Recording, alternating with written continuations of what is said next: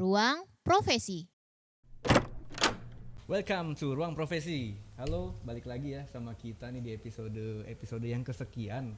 Nah, kalau mungkin buat teman-teman di episode hari ini tuh ada sangat narasumber yang menarik banget karena jujur ya, saya kenal beliau tuh udah cukup lama. Dan latar belakangnya saya bisa dibilang juga cukup tahu lah ya, perjalanan beliau dari zaman berkarir sampai dengan sekarang sudah menjadi seorang business owner, bahkan udah punya pabrik. Nah, industrinya pun sangat unik. Ya mungkin kalau teman-teman sekarang mungkin udah tahu ya, vaping pengganti atau bisa dibilang sebagai pengganti dari rokok konvensional.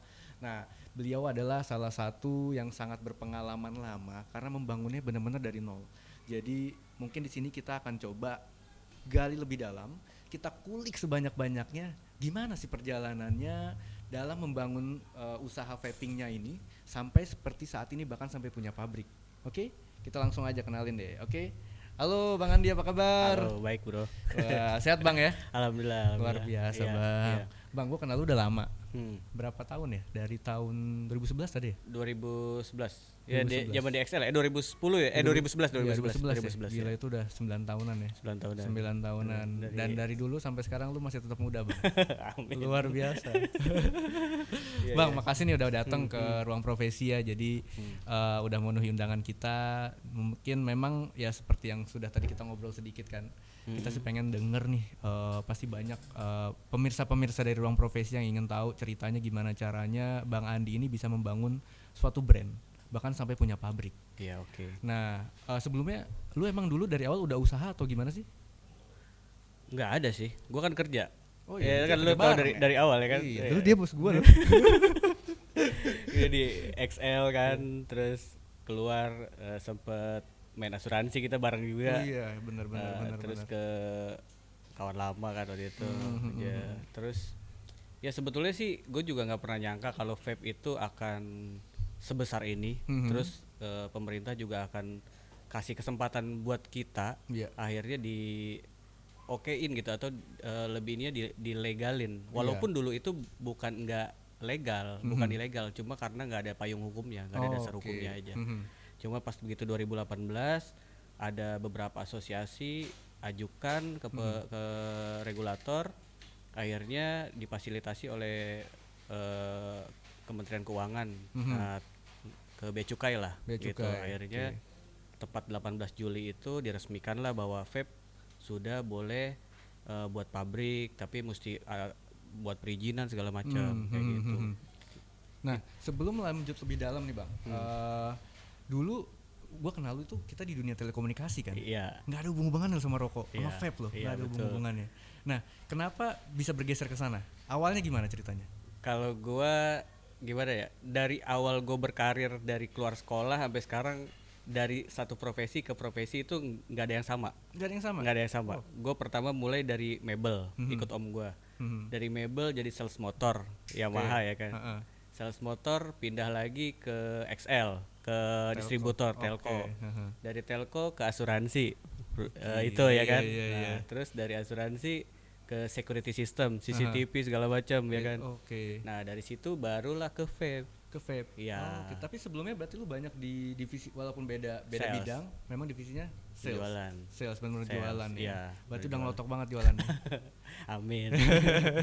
Oke, nah ceritanya berarti terakhir kalau kita bicara kerja, Iya. itu dulu lu sempet di security system yang jual alat keamanan Iya, ya. CCTV Nah segala dari situ baru geser ke vape. Ke vape. Vape itu kerja atau emang dagang atau gimana? Vape itu awalnya gini, sebenarnya dari karena kesadaran pribadi, gue tuh perokok berat. Perokok berat, sehari bisa 2 bungkus. 2 bungkus? Nah, iya. Karena gue dari zaman di XL itu kan kita jualnya udah mulai di marketplace. Tahu sendiri lah. Yang lain anak-anak tuh kayak sales trade itu pada keliling ke counter-counter segala macem. Kita banyak nggak kerja. Iya benar. Banyak nggak kerja. Pasang karena- iklan doang ya? Iya, pasang iklan doang. Pasang iklan doang. Dari awal kita udah terapin cara kerja kita di marketplace. Oke. Nah, karena sering nongkrong di forum, sering di depan komputer, jadi kadang rokok itu udah bukan rokok yang nyamperin asbak yang nyamperin mulut. Udah begini ya kan. Itu bisa habis banyak tuh, gitu. Cuma ada masalah kesehatan. Gue sih ngerasa kok tiap bangun pagi rehak lumayan, terus dada agak sesek gitu. Terus udah gitu bini gue juga kebetulan istri gue ada asma juga kan, jadi sering komplain lah segala macem. Nah pas waktu itu sekitar 2011 itu enggak 2011 deh ya, sebelumnya kita pernah ada satu film The Tourist, ada pemerannya Johnny Depp. Nah Johnny Depp itu kan ceritanya sedikit cerita ya. Johnny Depp itu kan dia ngerokok, perokok berat tadinya, terus dia operasi wajah segala macem, sampai giginya aja kuningnya hilang. Nah Kuningnya hilang, hilang, karena dia operasi itu ya ya. operasi, terus ternyata yang dia berhenti rokok, Dia stop rokok. Ternyata setelah gue teliti segala macem, vape ini nggak ada tar, sedangkan rokok ada tar. Gue baru paham nih sekarang. Sorry ya, gue kan memang nggak perokok kan, jadi gue nggak ngerokok, jadi gue nggak tahu banget, benar-benar buta lah dunia ini. Jadi memang yang membedakan rokok sama vape itu tar. Oh, jadi lu terus karena perbedaan tar itu yang akhirnya lu ngambil keputusan untuk nge-vape. Ya. Awalnya karena gue selain itu masalah ekonomi juga lah. Namanya sales, kita bekerja di lapangan, banyak pengeluaran segala macam.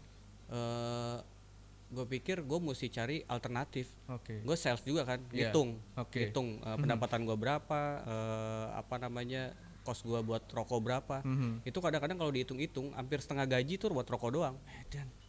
Gitu. Bayangin aja kalau rokok waktu itu sekitar 15.000 kali 2 sehari 30.000. Iya, sebulan berapa? Gitu. Ya, benar. Untung sales masih banyak sampingan. Kalau gaji doang habis bro. Jangan ngomongin sini bang. Itu rumus masing-masing. Gitu. Cuma di sales doang yang 1 tambah 1 bisa jadi 5. Iya. Oke, jadi yang gue tangkap adalah lu awalnya pengguna ya? Pengguna. Jadi memang mau berpindah dari rokok karena cerita tadi salah satunya dan kuncinya ada perbedaan di tar itu, akhirnya lu nge-vape. Nah dari nge-vape itu kenapa lu akhirnya bisa jadi pemilik satu brand, bahkan lu bangun brand ini lu? Karena gue sales. Karena lu sales. Karena gue sales, gue marketing. Akhirnya pas gue lagi nge-vape, jadi kalau kita punya barang yang disuka, itu pasti greget buat jelasin ke orang lain. Gue pakai ini, enak bro, gini. Akhirnya teman-teman sales gue yang lain beli. Akhirnya jadi sampingan gue. Siang kerja, malam gue jadi atlet. Apa tuh? Atlet COD. Tapi naik kendaraan kan? Naik kendaraan. Biasanya gue Bintaro itu pasti. Nah akhirnya tumbuh satu komunitas, kumpul. Jadi kadang dulu vapers itu kalau ketemu vapers lagi pasti negor. Lu nge-vape ya? Iya. Akhirnya ngobrol-ngobrol jadi ketemu. Benar tuh.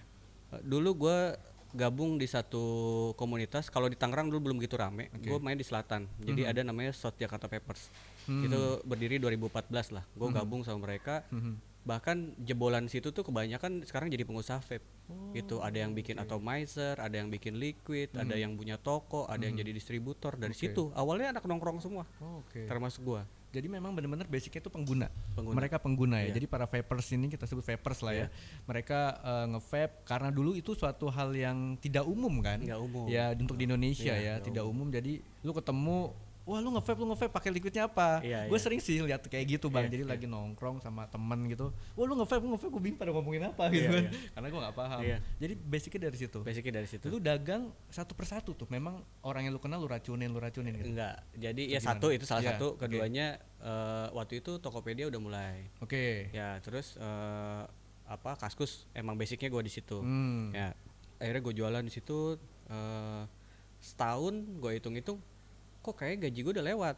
Gitu. Terus gue juga bermasalah sama bangun pagi. Salah satunya. Berarti gaji lu udah lewat. Berarti saat itu lu ngerjain tadi ya, karena atlet lu ngerjain sambil kerja. Malamnya lu COD.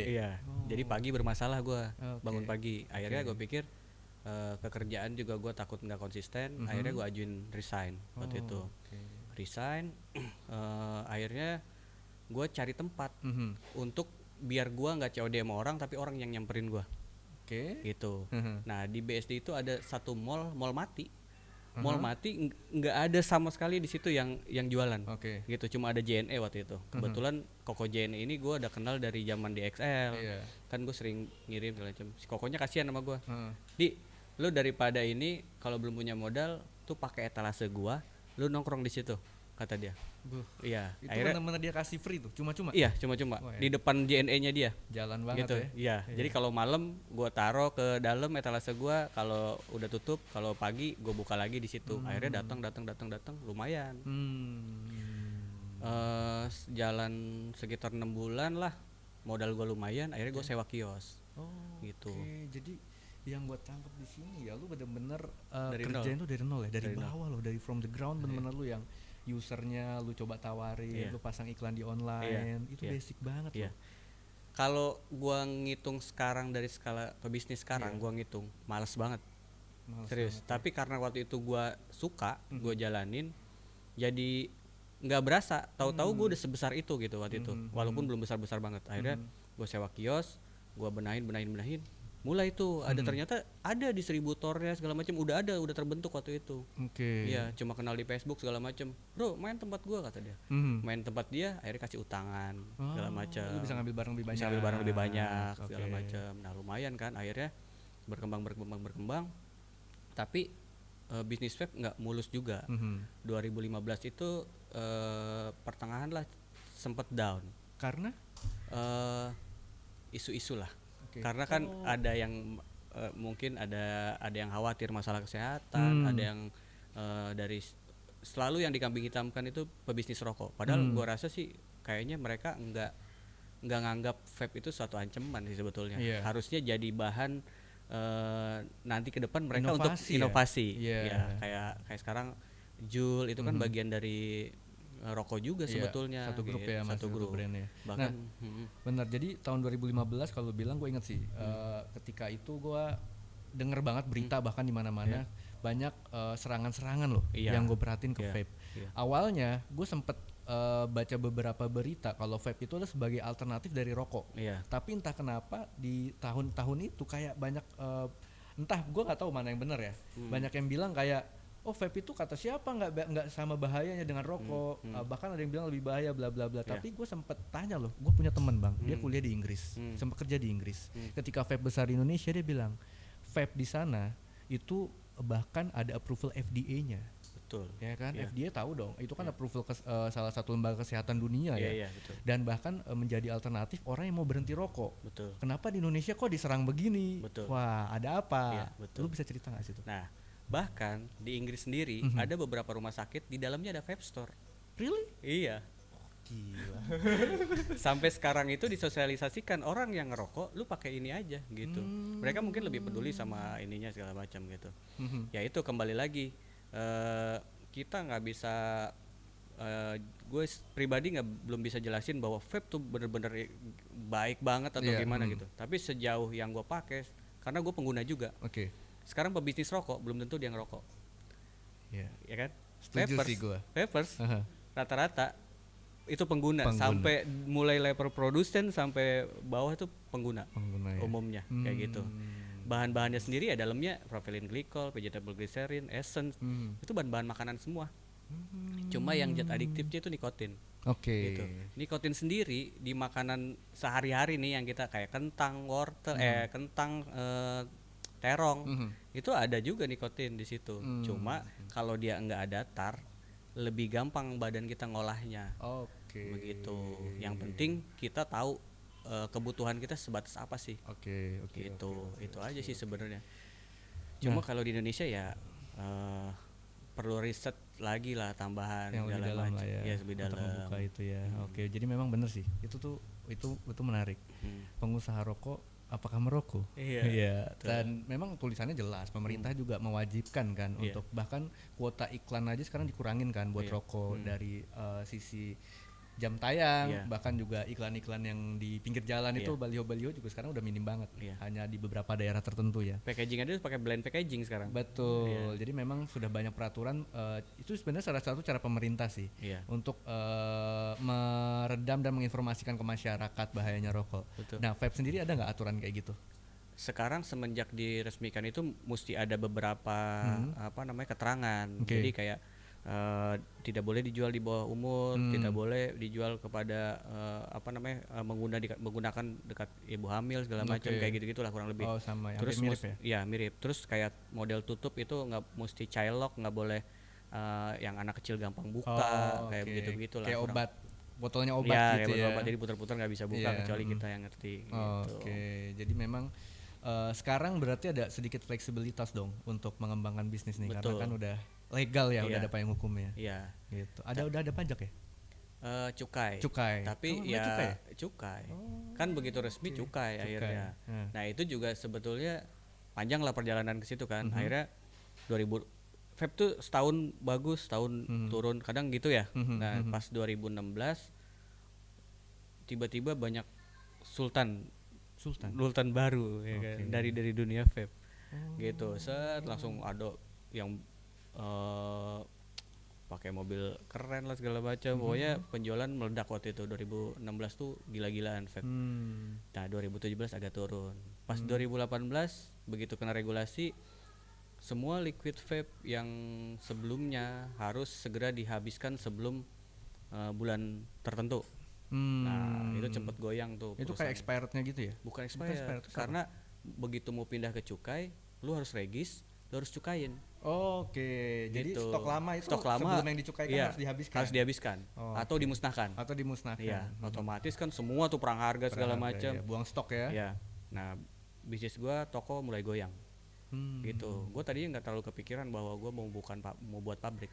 Itu masih jualan di kala Masih itu. jualan. Dan masih jadi kayak lu jadi reseller atau retailer lah. Iya, ya? reseller atau jadi retailer. ngambil barang dari orang lain. Gitu. Goyang.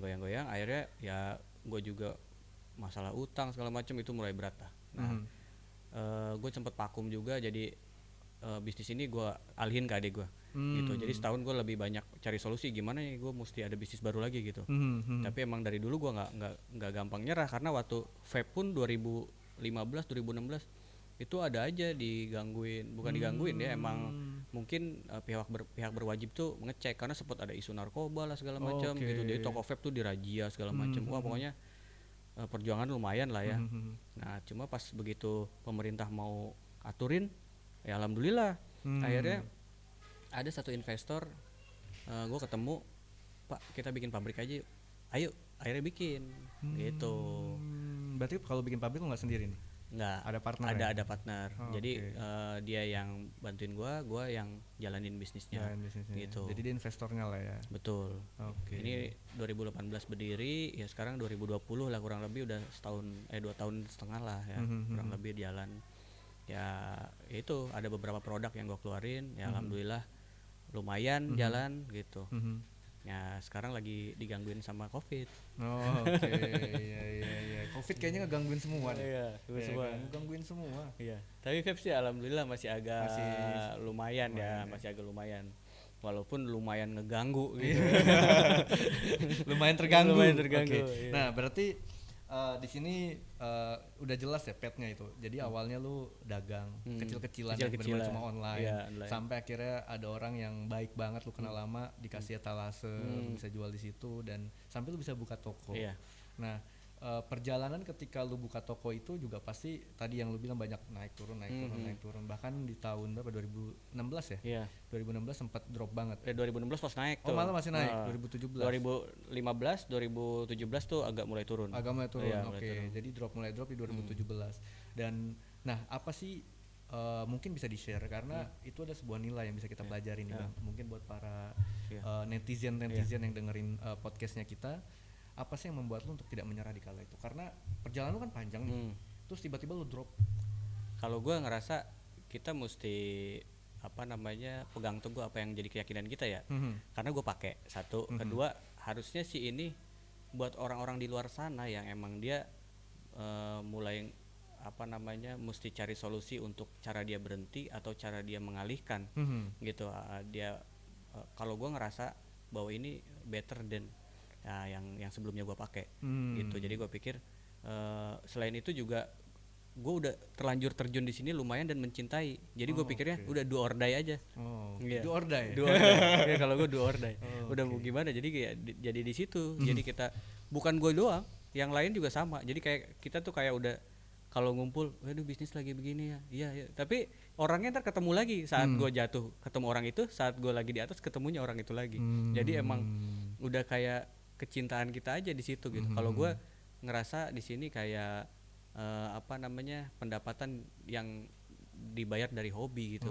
Kalau gue suka banget tuh. Jadi lu cintain dulu apa yang lu lakuin ya kan. Iya.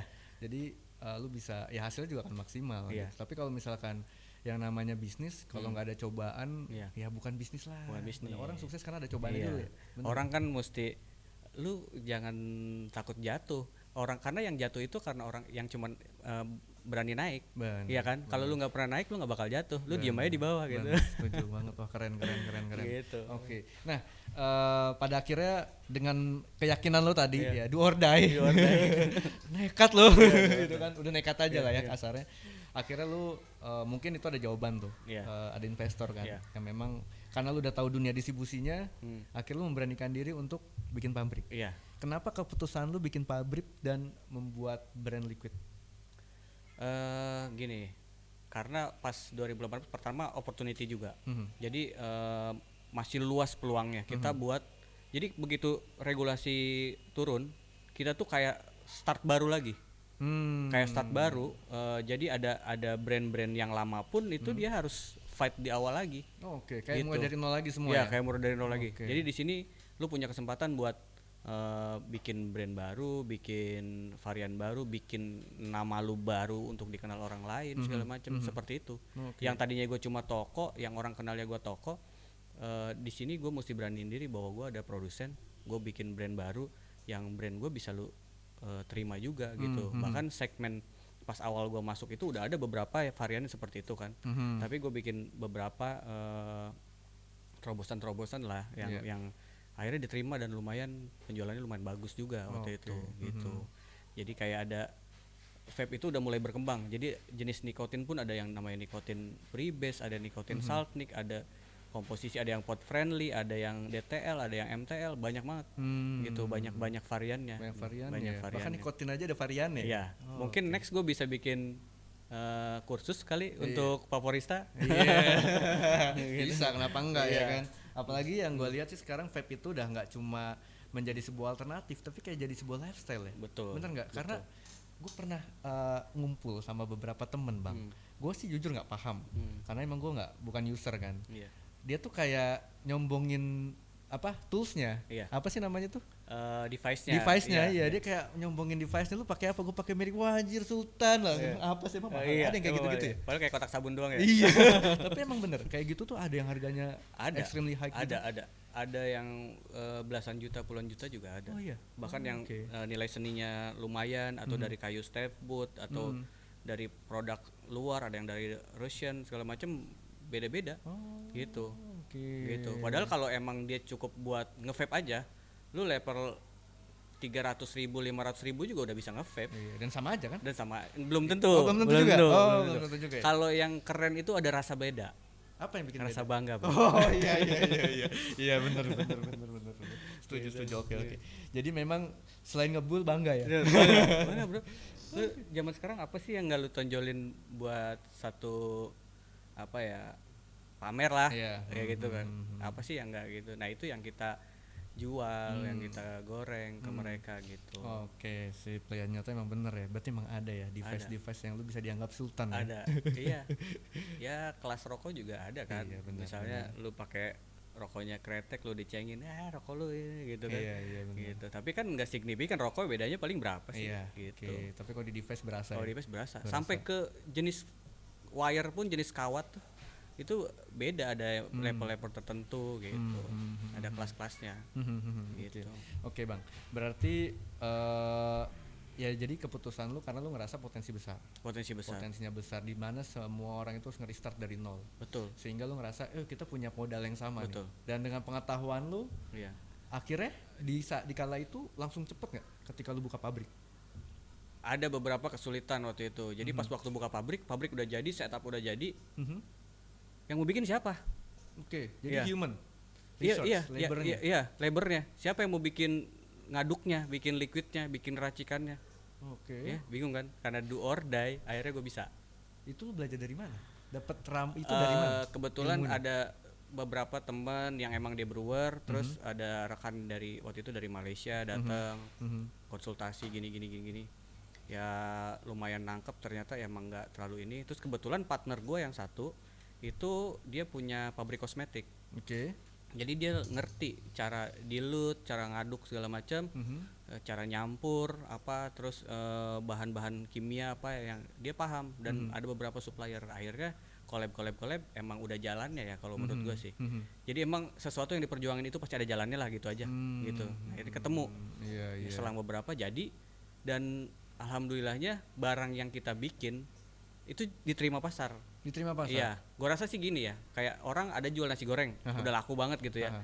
Ternyata kita punya selera yang nasi goreng kalau yang bikinan gua bisa bikin enak, ternyata orang tuh bakal suka gitu. Kebetulan jadi vape itu bukan cuma sekedar bisa ngaduk, tapi lu mesti punya cita rasa yang kalau lu pakai menurut lu enak, orang lain juga mesti ngerasa enak. Gitu. Kayak lu nyeting mobil nih, enak. Kalau bikinan si Reja enak nih gitu. Padahal lu juga bukan ahli-ahli banget di situ. Kayak gitu. Iya. Jadi ya memang ya itu dengan pengalaman dan perjuangan lu dari bawah ya. Karena kan lu benar-benar pertama lu user. Kedua lama di toko. Jadi dari sekian banyak varian liquid yang ada di toko, gue udah pernah coba. Dan gue tahu trennya, mana yang ini bakal jalan, mana yang ini nggak jalan. Jadi gue cukup bikin varian yang emang umum, bisa dinikmati semua orang, dan simple. Makanya varian awal gue bikin itu jenis fruity dingin. Itu umum banget di dasar. Dulu ada jenis-jenis liquid ini di zaman gue awal-awal itu namanya Liqua, Feel Life. Itu flavornya emang cuma apple, mango, blueberry, yang umum.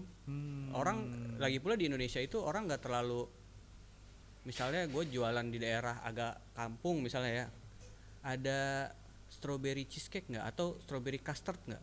Kadang orang Indonesia beberapa orang tuh nggak ngerti custard tuh apa, pancake tuh apa misalnya. Nah makanya gue bikin yang simple-simple dulu aja, gitu. Jadi saat gue ntar bikin ada pancake, ada custard segala macam, itu kelasnya beda. Iya, punya segmen sendiri. Iya, punya segmen gitu. Sendiri. Nah kalau gitu merek lu apa sih bang? Gue nama pabriknya Sarana Marta Sentosa. Jadi gue biasa produsennya SAS Labs, tapi brandnya gue sendiri ada namanya Slow Blow. Ya. Itu brandnya? Iya, brandnya. Jadi kalau kita cari di retail atau apapun itu ada Slow Blow? Iya, Slow Blow. Karena basic awalnya itu gue buat perokok berat, jadi yang nariknya agak berat tapi niupnya pelan. Jadi Slow Blow aja lu pelan. Jadi itu asal kata-katanya? Asal katanya Slow Blow ya. Dan kalau secara varian berarti ada banyak banget dong? Ada produk. Slow Blow, karena begitu awal muncul Slow Blow langsung boom, gue bikin yang varian berikutnya fruity juga, namanya Slow Blow Cocktail, gitu. Terus yang bikin creamy itu ada agak kocak sih namanya Cerit Trot. Iya, iya kan. Cerit Trot itu kan lu kalau netes gini Cerit Trot ya kan. Kalau netesnya dikit Cerit, kalau banyak Trot. Iya. Gitu ya, itu buat kebetulan karena kemarin tuh harusnya gue launching di harga 100 ribuan lah ya. Cuma waktu itu karena ini corona segala macem, gue setting harga mepet banget. Jadi ngambil kelas menengah ke bawah lah yang terjangkau kayak gitu, kurang lebih. Akhirnya lu pindah segmen di situ? Nggak pindah segmen, cuma gue bikin yang lebih rendah lah gitu. Tapi nanti ada kelas tertentu. Nah tadi lu sempat singgung corona ya, berarti kan lu udah lewatin nih masa ya masih menjalani masa corona sih sampai saat ini walaupun udah ada relaksasi. Itu pengaruh nggak sih ke bisnis lu, terutama juga ya kejualan lah? Kejualan ngaruh banget sih, karena terutama untuk daerah-daerah kota besar itu kan ada PSBB ya. Jadi toko mesti tutup segala macam, orang juga khawatir buat ketemu orang lain kayak gitu, jadi ngaruh. Terus ya? Distributor juga nahan belanja, jadi emang ada kekhawatiran, semua juga nahan uang waktu itu. Nahan uang. Jadi ya pengaruh banget. Cuma karena kita produksi itu sistemnya per batch, jadi per batch itu sistemnya gini. Gue patokin, tanya distributor lu mau ambil berapa banyak, bikin, jadi gue bikin estimasi kira-kira dia bikin sekian, jadi selesai. Terus sisanya karyawan juga harian kan. Gitu. Jadi produksi benar-benar lu batasin sesuai dengan request permintaan dari distributor ya. Iya, karena dari awal juga kita udah mulai begitu. Jadi kesini-sini ya udah nggak terlalu beratnya di situ. Cuma yang agak berat buat gue harian, buat gue pribadi, karena nggak mungkin kan ntar begitu nggak ada penjualan gue nggak ada keuntungan kan. Berarti ntar nyedotin modal kan agak susah gitu. Akhirnya gue bikin toko lagi. Bikin toko lagi. Sebenarnya toko gue ada yang dulu, cuma karena kalau gue join kan sama adek gue nih, jadi bagi hasil. Cuma gue pikir kasihan lah kalau gue ikut nyemplung sama dia lagi, dia juga udah berat. Akhirnya toko gue pisah. Gitu. Jadi gue buka toko baru gue pribadi. Kayak gitu. Jadi lu buka sendiri. Buka toko. Jadi lu punya pabrik juga sekarang, dan lu buka toko lagi khusus untuk jual device dan juga liquid. Buat liquid. Jadi kayak retailnya juga ya. Retailnya dia. Gitu. Nah dari kalau dari liquid lu nih, apa sih yang bikin beda liquid lu sama liquid orang lain yang sehingga itu bisa menjadi nilai jual lu bang? Ya kalau menurut gue sih kurang lebih brewer sih sama aja ya, sama aja. Cuma kita kan kasih service, kita cari tahu sih intinya semua bisnis itu kan cari tahu apa yang orang mau, gitu, apa yang orang mau. Ya kurang lebih gue tentuin gimana caranya orang itu dapat apa yang dia mau gitu, gitu. Jadi dari liquid gue bikin ada jenis tipe nikotin rendah, sedang, sampai yang tertinggi. Gitu, jadi orang bisa ambil pilihan kayak pot system lah. Pot system itu rata-rata pas awal itu namanya Saltnik. Saltnik itu mesti 25 mg gitu. Orang yang nggak ngerti pengen saltik aja, tapi dia nggak tahu kalau Saltnik itu kebutuhan nikotin dia bener-bener gede apa enggak. Gitu, karena setiap orang beda-beda ya, beda-beda kebutuhannya. Ada yang ngisep pusing gitu, kelebihan nikotin, over nikotin. Walaupun over nikotin tuh gampang banget lah buat nanggulanginnya. Cuma masalahnya kita nggak tahu orang itu ternyata butuhnya cuma buat sensasi nyegerak aja, misalnya di sini kayak ngerokok. Nah itu ya sebenarnya cukup pakai nikotin rendah tapi kadar throat hitnya tinggi. Jadi nikotinnya nggak usah besar sebetulnya gitu. Jadi gue bikin yang kayak begitu juga. Terus ada Saltniknya juga yang emang dia butuh nikotinnya besar. Ada yang 0 mg-nya juga orang nggak butuh. Nah kayak begitulah kurang lebih. Jadi lu benar-benar tahu banget apa yang customer mau ya, apa yang mau market ya, karena mau. Gue lama di toko sih sebetulnya di situ. Cuma ya itu gue rasa nanti vape tuh banyak cabangnya. Gue pikir kayak dulu kita nyari informasi untuk jadi seorang vaporista itu gampang banget. Dari cara coiling, cara mengenal produk, cara setting device segala macam itu gampang. Makin kesini orang makin jarang nongkrong loh. Nggak kayak dulu sering vape meet kan. New normal ya? Iya, mungkin kedepannya kita bisa bikin satu pelatihan misalnya, ntar ada sertifikatnya buat mengenal vaporista tuh. Jadi jenis-jenis liquid seperti apa segala macam. Kayak misalnya orang masih nanya ada liquid Saltnik nggak katanya. Padahal Saltnik itu dia nggak tahu dia bener butuh Saltnik apa enggak. Apa dia cuma butuh pre-base doang misalnya, yang penting bisa nyedot doang kayak gitu. Jadi apa jangan-jangan dia butuh nikotinnya rendah aja, nggak usah tinggi-tinggi kayak gitu. Jadi banyak. Ternyata dia juga, kalau menurut gue beda banget ya antara vape sama rokok ya, secara pengetahuan umum. Karena kalau rokok kan orang ya, gue mau ngerokok gue sukanya taste-nya kayak gini. Ternyata kalau vape itu lu benar-benar detail banget ya, spesifikasi kebutuhan lu tuh apa sih, bisa lu sesuaikan ya. Enaknya vape itu, pengguna vape itu nggak setia. Enaknya nggak setia kenapa? Lu kalau misalnya ngerokok satu rokok A, itu kemungkinan bertahun-tahun rokok lu itu aja, ya kan? Kalau vape minggu ini lu beli liquid ini, besok bisa liquid lain. Jadi gue punya kesempatan. Benar-benar. Dan semua pengusaha liquid punya chance yang sama di situ ya. Gitu. Dari dia cara ngegoreng segala macam. Makanya di vape itu selebgramnya lumayan banyak, influencersnya lumayan banyak. Gitu. Rokok nggak usah lagi pakai influencer. Gitu. Kalau vape kan masih jelasin gitu. Itu jadi ada peluang. Jadi emang nyerap tenaga kerja lumayan loh. Gitu. Benar. Gitu. Jadi ternyata berkembang bidang bisnisnya malah makin luas. Kalau rokok malah nggak boleh loh ada influencer ya. Malah influencer kalau bisa stop rokok ya kan. Umumnya anak muda lagi. Benar. Umumnya anak muda, jadi emang peluangnya lumayan besar. Indonesia tuh cukup luas. Sebetulnya nggak ekspor pun itu udah lumayan. Lu kuasain 2-3% pasar Indonesia aja. Udah untung banget. Gitu. Gila ya, menarik juga bang ya, lu bisa kecebur di sini, sukses. Gue kenal lu 9 tahun loh, lumayan 9 tahun lebih. Gue tau lah cerita lu sampai sekarang bisa punya pabrik, ya kan, luar biasa. Dan itu sangat menginspirasi sih. Nah kalau misalnya kita bicara ke depan nih bang, lu pasti punya tujuan atau mungkin lu punya cita-cita lagi nggak sih dengan apa yang sudah lu capai? Lu mau dapetin lebih lagi nggak, atau lu pengen mencapai sesuatu lagi nggak sih? Ada sih, cuma ya sementara ini gue emang nggak terlalu dari dulu tuh nggak terlalu visioner lah buat kesana mau gimana gitu ya. Gue jalanin aja yang bisa gue hadepin sekarang gitu. Cuma yang gue pikirin mungkin regenerasi bisnis gue ntar gimana, paling hal-hal seperti itu aja gitu. Kalau buat yang lainnya sih belum ada yang mau gue jalanin lagi. Sementara gue masih mencintai bidang ini.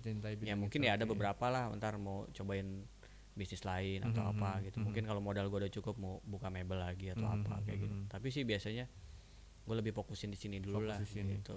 Nah kalau dari brandnya Slow Blow sendiri, lu punya visi apa lagi untuk kedepannya? Gue sih pengen ekspor sih sebetulnya. Ekspor ya. Go internasional ya. Iya, setelah expand Indonesia misalnya bagus, celah ekspor sih yang gue cari kayak gitu, gimana ngurusnya ya sambil belajar lah. Rata-rata ya pebisnis web kan emang dari nol ya, jadi nggak terlalu ini ya, mungkin pemerintah kasih dukungan buat kita buat hal-hal seperti itu ya. Harusnya sih kasih ya, karena kan Indonesia ini kan lebih sering tekornya nih kalau neraca dagang ya. Apalagi kalau kita bicara ekspor nih, banyak pengusaha-pengusaha mau ekspor, harus didukung dong. Ya karena kalau misalkan bicara ekspor, apakah udah ada di Indonesia pemilik brand lain yang dia memang produksi sendiri dan dia ekspor? Ada sih, setahu gue ada. Setahu gue ada.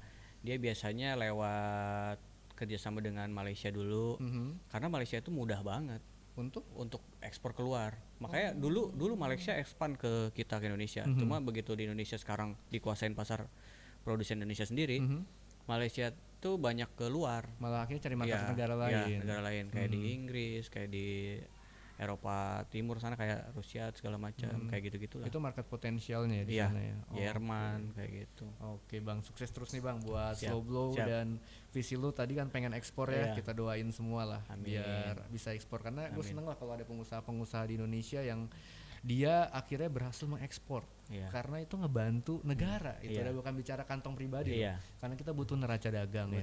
Dan potensinya besar ya. Gue yakin pasti ada jalan lah. Cukup besar soalnya pencapaian cukai 2019 aja setahu gue itu ya, pencapaiannya sampai 300% dari target pemerintah. Wow. Iya. Gila. Lumayan. Mungkin karena salah satunya ada tambahan dari liquid ya? Iya, dari liquid. Dari liquid. Cukai itu kan lumayan. Cukai kita begitu regulator kasih itu langsung 57%. Cukai tertinggi. Rokok nggak begitu. Gitu. Kita langsung, lu mau nggak segini? Udah. Kalau nggak mau larang mungkin ya, tapi ya alhamdulillah pemerintah kita emang support ya buat kita. Dibanding Malaysia sendiri masih abu-abu. Masih abu Malaysia nggak mungkin boleh. Karena kemudahan itu karena abu-abu ya. Iya. Oke ya, mungkin gini, kalau misalkan secara regulasi ini yang gue coba simpulkan pribadi ya, dari sudut pandang gue, kalau misalkan dari sisi lokal atau regional negara Indonesia sendiri sudah kasih regulasi yang jelas. Harusnya kalau untuk ekspor pasti ada regulasi yang jelas ya. Cuma gue belum pelajarin jauh banget ke sana kan. Gue juga masih nata pasar kita sendiri di sini segala macam, ngembangin segala macam. Banyak sih yang PR-nya banyak sih. Dari sini tuh cabang-cabangnya vape banyak banget. Lu kalau mau main kawat bisa, mau main kapas bisa, mau main device bisa.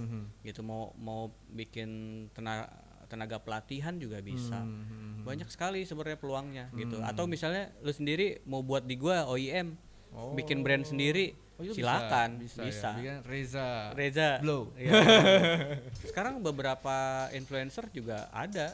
Dia ada ya? YouTuber ada. YouTuber gue pernah lihat dia kayak, gue baru ini nih, launching ini. Baru. Itu dia OEM ya biasanya? Iya, OEM ya. Atau nggak ada juga satu influencer tuh udah punya pabrik sendiri, ada. Ada ya, memang gitu. Potensinya besar ya.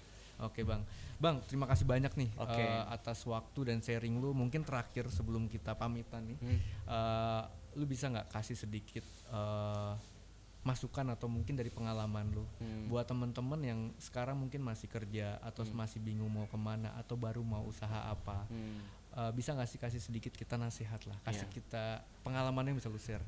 Kalau gua pribadi sih intinya lu cari deh maunya lu apa. Lu suka apa, lu tekunin, itu kadang bawa keberuntungan buat lu. Itu aja sih kalau menurut gua. Jadi kadang kita nggak cocok ini, nggak cocok itu. Kadang ya intinya jangan gampang nyerah lah. Pasti lu akan nemuin jalannya. Ya itu yang kadang bisa ngehidupin lu juga di situ gitu. Kalau menurut gua sih itu aja. Kalau dari penyampaian lu berarti gua ambil 3 nih Bang. Yang satu adalah lu cari yang lu suka. Iya. Yang kedua, ketika lu jalanin jangan nyerah. Jangan nyerah. Yang ketiga, lu pasti dapat jalan. Ya, kalau lu suka pasti lu dapat jalan. Benar. Dan itu terbukti di lu ya. Iya. Terbukti di lu, gila Bang, gokil. Gue seneng banget ngobrol sama lu. Mungkin next episode gue bakal undang lu lagi ya. Gue bakal undang lu lagi, kita akan bahas lagi lebih detail untuk masalah bisnis ataupun pengalaman-pengalaman lu lah yang bisa lu sharing kepada teman-teman dan pemirsa semua nih. Oke. Dan sekarang makasih banget Bang Andi buat waktunya. Sampai ketemu lagi dan sukses terus buat Slow Blow-nya. Amin. Mungkin kedepannya kalau misalkan ada promo-promo bisa lah undang-undang kita buat siap. promosikan bersama. Oke, makasih Thank you banyak. Bang. Ya, sampai makasih ketemu banyak lagi. Yuk, mari.